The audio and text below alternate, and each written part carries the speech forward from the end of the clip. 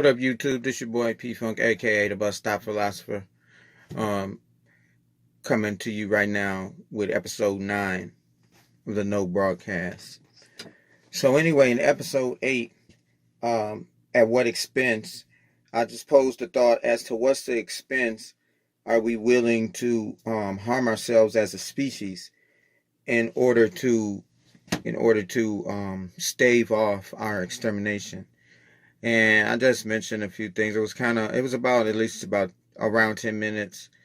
So, some of the content you might want to zoom through there. I was talking about the World War Zero carbon initiative, and at what cost do we us do business as a species of people doing commerce, but then are we willing to destroy ourselves just to accomplish, the heights of commerce or whatever? So anyway, if you want to know more about that one, check out Episode 8, At What Expense. And it's just thoughts for me. It's unscientific. There's not a lot. You cannot like it if you want, but it's not really a lot to debate because it's all like common sense knowledge. So it's layman's terms. It's nothing that's difficult to comprehend. Just if you have the time, check it out. Anyway, in this episode, I wanted to go into what is acceptable price of doing business, right?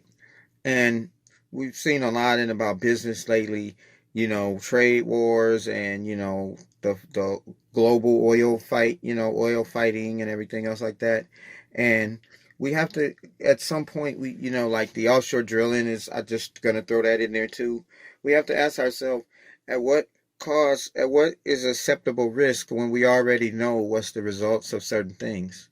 We're not we're not as primitive, we're not stupid creatures. We know what the effects of certain things are. Like we know that carbon-based emissions are deadly, right? So, and we know that its effects are usually destructive.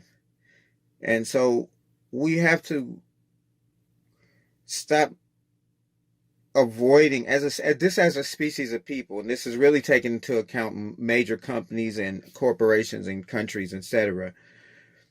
We have to start taking accountability into an advancement in accountability instead of an avoidance of accountability, because at least on the existential side, there has to be an accounting of systems to other systems.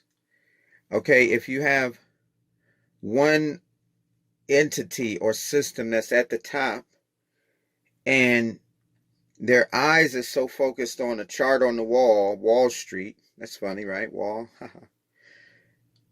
They're so focused on a chart, they're so focused on a number that they're ignoring the biological or human costs, the ecological costs, the environmental costs, or whatever. They're ignoring the cost of that, the cost of doing business. So now when we see people that are super duper rich and wealthy financially and have all of these assets and resources, when we see that, we say, wow, look at the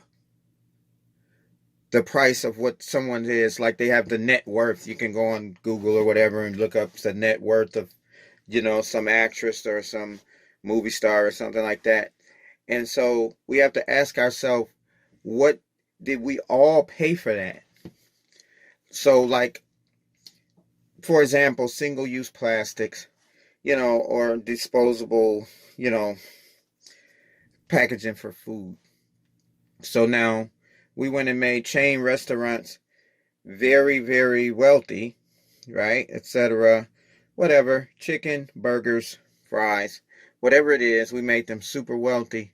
But our planet paid a price for that. Because in order for whatever restaurant A to accumulate money, They will use say it's a piece of plastic or a wrapper for the food that's not um that's toxic to the environment, or that doesn't degrade, or is otherwise just to save money. There's a reason why they're using this particular thing. It's like it would be very simple to use more expensive materials, but it's all about profit. So we pay the price. Like every single person. Earth is like a single biological organism. Earth is. Everything on it. It's a single biological organism. And we have to beware because we're letting and allowing ourselves to, okay, condensing this all goes to petrochemicals, etc. We're pulling petrochemicals up. We're creating different things, plastics and structures and things like that, tires and cars and fuels, and then we're burning it all or processing it all in some kind of way by pressure or heat or whatever, and then we're allowing it all to slide back into the ocean.